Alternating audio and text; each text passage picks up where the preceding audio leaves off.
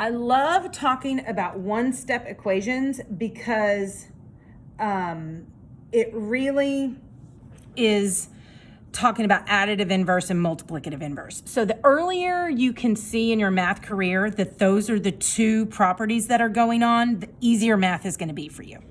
So let's take a look at number one. Now, I can do this on the top of my head, and I know you guys can too, but I do want to see the process. So here on number one, I can look and see m plus 12 equals 10. Well, right away, I know that 12 and a negative 2 makes 10, but I want to see how we're doing that. So what do?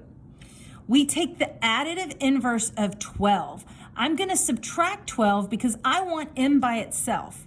Because we have this equal sign, math is all about equality, which means whatever you do to one side, you have to do to the other side. So if you're going to make a movement in math, you have to be equal. So here, 12 and negative 12 cancel out. It leaves me with m, and 10 minus 12 is a negative 2. And of course, I boxed my answer because I'm crazy. All right, let's take a look at number two. Now, g is right here, which is fine. So I want to get my variable by itself, so I've got to get rid of this negative 9. So I'm going to add 9 to both sides. That's the additive inverse is the only way to clear out that integer. So I have negative 2 and 9 is 7. 7 equals g. Now, here's where Miss Hartman is crazy, and this is why this one is my favorite property. I have to apply the symmetric property here because I don't like to see the variable on the right-hand side. So I know that g equals 7, so I'm going to put g equals 7. It just looks better that way.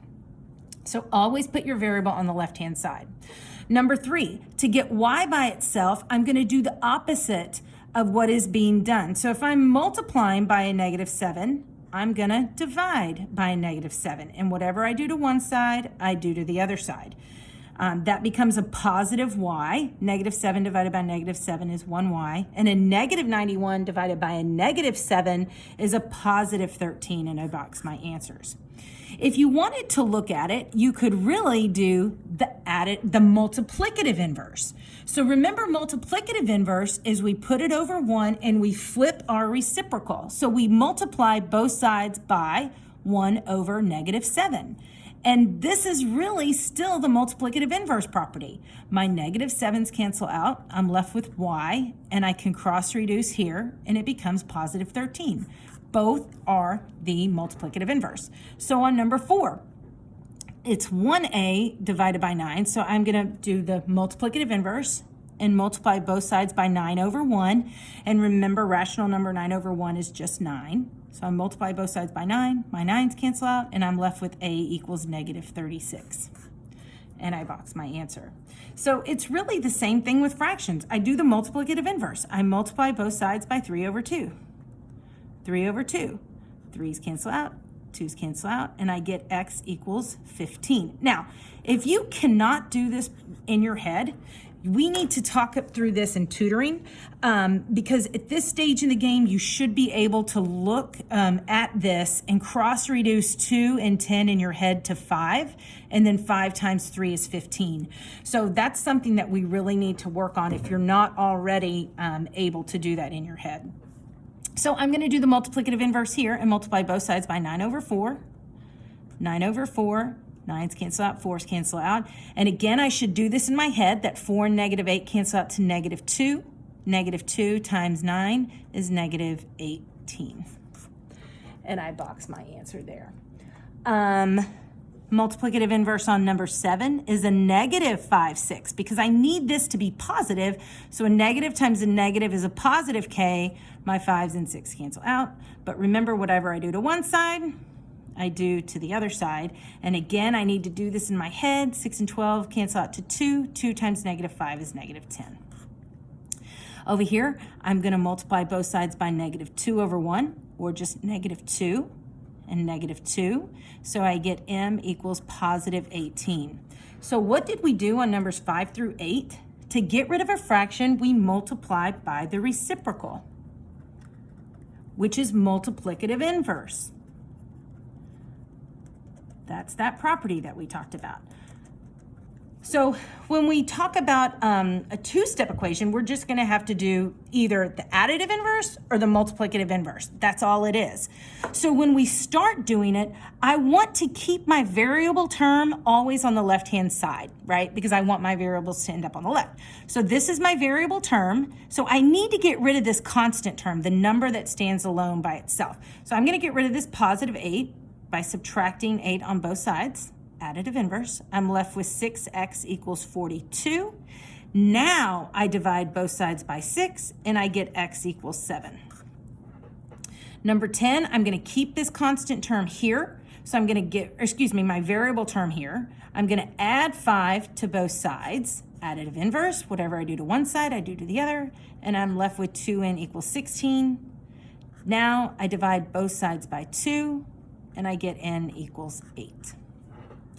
All right, number 11. I am wanting to keep my variable term together, so I'm going to subtract 9 to both sides, and I get 4 equals negative 4k. To get k by itself, I divide both sides by a negative 4. Negative 4 divided by negative 4 is 1k. 4 divided by negative 4 is negative 1. What property am I going to use here? Symmetric property, and I get k equals negative 1. So I'm going to skip that one just because I want to leave some time on the video for numbers 17 and 18, and then we'll go down to the watch out ones. So on 17, I still want my variable term together, so I'm going to get rid of my constant term, add 10 to both sides, and I get 7/4 p equals negative 28. Here I'm going to do the multiplicative inverse, so I'm going to multiply both sides by 4/7 by 4/7. These guys cancel out and I'm left with p. And again, I should be able to do this in my head. Negative 28 and 7 is negative 4. Negative 4 times 4 is negative 16. Here, my variable term is kept together. Notice my variable term is negative, so watch out for that. To get rid of this positive 9, I have to subtract it. So be careful there. 15 minus 9 is 6, and then I'm left with negative 1/2 x. And then, of course, my multiplicative inverse here is multiplying by a negative 2 by a negative 2. So I get negative 12 equals x. But what property do I do? X equals negative 12, symmetric property. Now, what I've kind of glossed over here, and I haven't really talked about, is to guarantee yourself a 100, a guaranteed 100. I can guarantee you that. If you check your answer. You must check your answer. And I don't need you to be crazy. You can just plug in negative 12 for x, and I know that a negative 1/2 and a negative 12 is 6, and 9 and 6 is 15. So you don't have to rewrite it, but just think about it and use some common sense, and you can do it in your head. All right, let's look at number 19. This is a watch out, because this is almost like a proportion. When you have something where you have a binomial, two different terms on top, I cannot start and just subtract 11 on both sides. It doesn't work that way. You've got to get rid of this denominator first. So be very, very, very, very careful. What I'm going to do here is I'm going to multiply 8 on both sides. Now my 8's cancel out and I'm left with x plus 11 equals negative 24. So careful on those. When you have a fraction on top, binomial on top, you got to clear out that denominator first. And then I continue, subtract 11, and x equals negative 35. Okay, so be careful there. So down number 20, I'm going to multiply by a negative 2 first. Those cancel out. I get n minus 5 equals positive 14. Now I can add 5 to both sides, and I get n equals 19. Okay, so what am I going to do on 21? Well, I got to clear out this. Instead of dividing by negative 6, I need to multiply both sides by negative 6. So I get negative 6 equals a minus 13, and here I add 13 to both sides.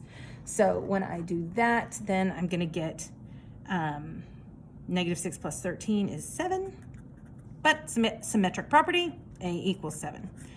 So hopefully you get the hint right there of how to do that.